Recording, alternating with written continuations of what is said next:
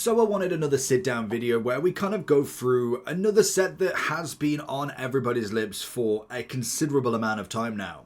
Prismatic is one of them ones that, to be honest, you got on release, you stood in queues, you managed to get one of each of the products, and that was it really. I don't really see too many going around now for market value. We know that every single product from it is through the roof. Like, you couldn't get absolutely anything. They can restock, they could build a fortress out of ETBs for Prismatic, and it still will be the same. You won't be able to get any of the product. It will be incredibly inflated, it'll be expensive, and it just is what it is. When you do look at what you can actually buy, I would have loved to have kept a Prismatic Super Collection box as a collector's piece more so than anything, but realistically now you've got no chance. You're never going to find them. They're never going to come back on sale. So unless you're willing to pay that market price, it just isn't going to happen. Now, the big question is it coming down? Is because that's what I'm kind of hearing everywhere is Prismatic eventually going to be printed into the absolute ground? And I mean, yes, there's definitely going to be more and more products added potentially. We saw Blooming Waters come out a year and a half after 151, so Prismatic isn't fully done in terms of that, and I don't think Prismatic's product is actually the massive problem of this. The one thing that would stop me trying to buy it, and more than likely just trying to sell it for a profit, would be the fact the pull rates are incredibly low. Unless they re-released a complete reprint of ETBs, probably not, but like booster bundles, collection boxes, if they go for another sort of box like a Blooming Water-esque sort of type, if they went for that and increased the pull rate, then 100% I'd happily go for it, and I think it would crash a little bit. We can see that the kind of price is coming down because no one's wanting to pay $450 to $500 on a premium collection box. At the most, I'll happily pay like the $200, so like the $160, $170. If it was a collector's piece to open, probably not. I'd rather just buy the single packs in themselves, which comes with its own risk as well. So you've kind of got to gauge what is actually more worth it in this, to be honest, because that's going to be really what it comes down to. When you do look at the booster bundles, you look at obviously all of the tech stickers and everything, there's just a crazy amount of price being thrown everywhere. Prismatic booster bundles are going to be the most cost effective, I believe, because obviously it's going to be the 6 packs and that's going to be it.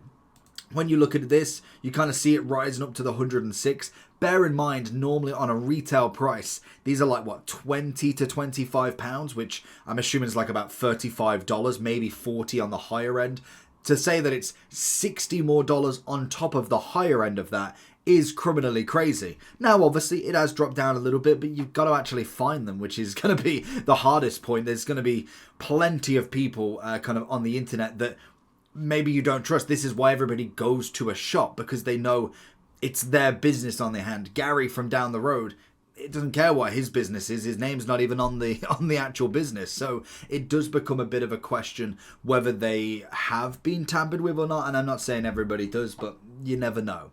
When it comes to the packs themselves, if we look at individual packs, I believe Magic Madhouse has them at about £8, I want to say, at the moment. So I'm always interested to see what TCG have them at the moment. We've obviously got them coming in at $9.60 on market, which, to be fair, is probably about right. We did see them high up there at $12.13 within the last 3 months, and we could see them taking a little bit of a dip. But again, I think that's just, like we've seen a lot on TikTok at the moment, it's just a bit of fatigue, to be honest.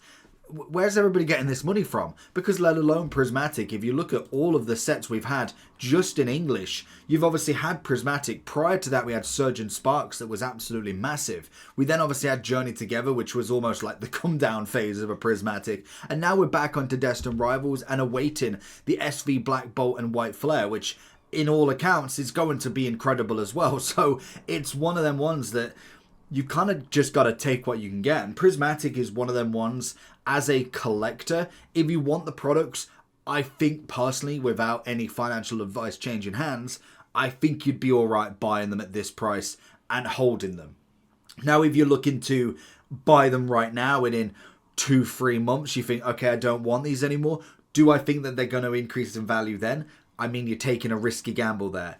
If you're thinking, well, I'm going to hold these for a decent collection, I've got at least 10 years in mind, then I do think it's one of them products that is always going to be very sought after in the far future, let alone the 3 to 5 years. If you're talking you've lasted a while with this collection, then naturally they're going to be fine. Every product always is. At the minimum, you don't really lose too much unless Pokemon falls off a cliff, which, as it's the 30th year next year, I don't think it is. Now, in terms of singles, now I've kind of been keeping my eye around a lot of these. We are seeing a lot more of kind of not even necessarily naming, but like a lot of light play cards, which I do understand how people get light play cards, but I'm thinking like these are almost the holy grail of a Prismatic. The fact that someone would use these to not get the value, like 100%. If I'm a player of the game and I don't care about the value of the card, I'm at least selling that Umbreon to get value to buy more packs or to buy a deck that I want. Why would I play with a grand card or even a 400, a 300, a 300, a 200 card when I can get the money back off it? I mean, that to me is just a no money sense sort of thing. I mean, no one's playing with Umbreon and then trying to sell it as light play. I mean, it just makes no sense to me. It has to be damaged somewhere else sort of thing. But as we do see, you can make the graph look any way you like. Like, I could look at this and go, oh my god, Umbreon is dropping crazy. And I mean, like, yes, he's dropped, what, $100, $200. I mean, for over a grand card, that, to be honest, is not much movement. Like, you can buy it here and it can shoot up just as easily. We've seen Moonbreon do the absolute thing. So it's not necessarily dropping crazy, but could we see a little bit of flexibility around there?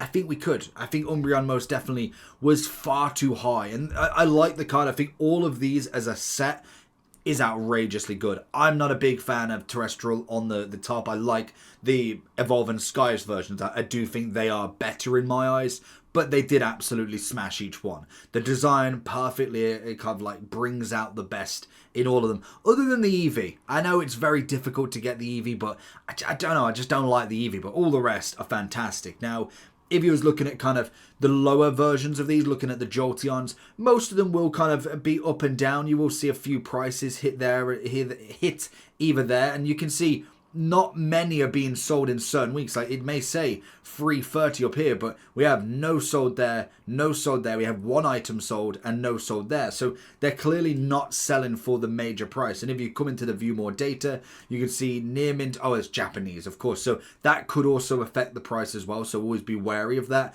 But you want to have a look at the view more and see, okay, well, they're selling between the 250, some are coming down at the 240, but you're looking at that sort of range. And if we do consistently put that into what up here, if we even got a little sale, we got 15 here at 300, it's dropping slightly. And whether I think this is going to be a mass drop, I think they will do occasionally, but I can imagine these to go straight back up at some point. The money that I'd have put money on, the money I would have put on cards is all of the rest of them to go down, because their prices, even though they're still very difficult to pack, were crazy. Like a Roaring Moon, and I think it was a nuts price. Like, if we look all the way up, I think the sales data might be a bit gone, but at 180. I mean, I like Roaring Moon. It's a great design, but 180, it's a bit expensive in my eyes.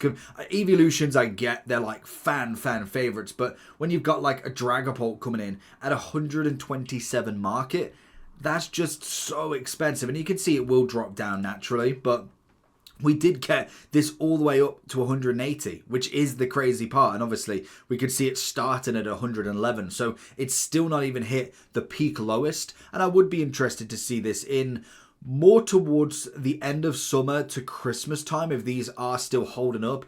As soon as these go out of print is going to be the scary point, because then we don't know where this goes. Like, we've seen the Master Ball really come down in price now. That was at a couple of hundred. And I think Master Balls in themselves always had that kind of collector's value into them, but it's not necessarily every collector. It's if you're doing the Master Ball collection. Like, you see this at 230. I mean, I was never paying 230 for a Master Ball at the minimum. Like, you're going to buy an Evolution for that instead. So naturally that was always going to come down. And I think the Master Balls, the Pokeballs, and just all of the common set was always coming down after we've got past the Umbreons, the Sylveons, all of that jazz. So you can see they will naturally come down, and I think they will come down more. They're probably easier to get as such than the special illustration rares. Now, you can still get a few of them. Obviously, a lot of the trainers, a couple of the others like the Ogerpon Mass seem to be a fan favourite. They're obviously coming down in price, and they weren't necessarily crazy high to begin with. Like, we're looking at 44. They've come down a little bit, and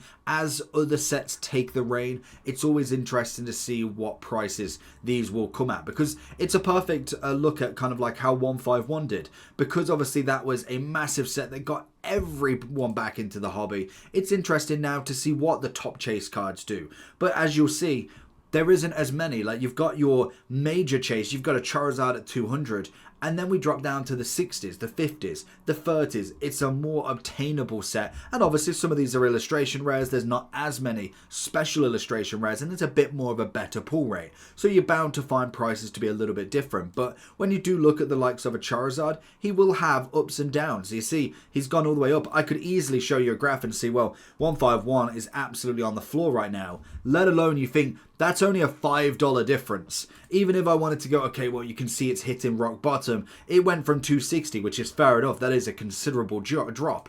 But when you do the 6 month and think, well, this spike came out of nowhere. You do a year and you think, well, we're still at 190. If you go a year ago, it was at 90. So you got to think where the graphs. Do your own research when it comes to Prismatic and see what sort of ups and downs you're at. In an ideal world, you'd probably try and buy here, and then in an ideal world, you'd try and sell here. You're making a good amount of profit, and you'd probably buy 50 of them, and you'd end up selling it probably here because you've gained an extra $10 on them. But that is the kind of whole point, that you can make a graph look whatever you personally like. And more than likely, if I go to something that has a little bit more of a graph, if we go to price charting, and perfectly it's on here already, if I look at the Charizard here, we can see that obviously if we go further back, so when it actually came out, we can see that it did start at the 109. So all of this time where there's no real ups and downs, they're not showing you that, A, because TCG doesn't, but when you see up here and you think, okay, it's dying a death, and I'm like, yes, well, I mean, it did go up from 90 to 250. It's only having a slight correction now because the market was absolutely nuts, and not everybody can afford crazy amounts of cards all the time. So it is interesting to kind of differ through sets. We know special sets tend to go pretty well with special sets, but also you want to be very much wary of what's coming out of the future. The megas, the white and black, the 30th anniversary. You've got to kind of have that judgment call of, is that going to either make my products go up, or are they selling off these, causing it to go down to then go over to the next hype beast? That's the kind of big question you've got to ask. A perfect example from my personal kind of collection that I thought, you know what, I probably should have sold out. I do have the Vaporeon and Flareon. They were packed pulled by myself, so I was not really too fussed about selling them. But Pikachu, I got him right in the mix of December, and to be honest, looking at him now, I'm like, he's a fantastic card. I got all of the love out of him. But when we do look a year ago, if we think, I got him around about this sort of point around here, just after my birthday at 460. I mean, if I sold him here, that would have been impeccable, because look at him now. So you've got to always think, if I was to lose the value from a pack pull like that, is it okay? If he went down to net zero, would that still be okay? And to be honest, I kind of now have the love that he's staying in the collection. Like, he ain't going anywhere. I managed to pack pull him myself. He was one of the first big pulls that we've got since Moonbreon back in the day. So he's obviously going to stay in the collection as a full Surgeon Sparks, and hopefully a master set at some point. But that's where you look at your Prismatic and think, well, with the Umbreon, are we hitting a peak now? Do we see that going up anymore? Or is it a constant downhill climb for it? I think for me, it's one of them that you've got to either kind of take the rein off it, or you kind of just have to kind of go with the bottom side and just see where it lands. Because naturally he will go up again. If he comes all the way down to 400-500, he naturally will go up again at some point. Maybe a while, but it depends on how liquid you want to be with it. So let me know down below what you think about Prismatic. Have you opened up any recently? It's one of them sets that personally I'm now just kind of buying singles for, more so than anything. It's a fun set. I like the set. It's just a shame that A, you can't get the set, and B, the pull rates are absolutely horrific. But let me know down below. Make sure you like and subscribe, and I'll catch you all for the next one. Peace.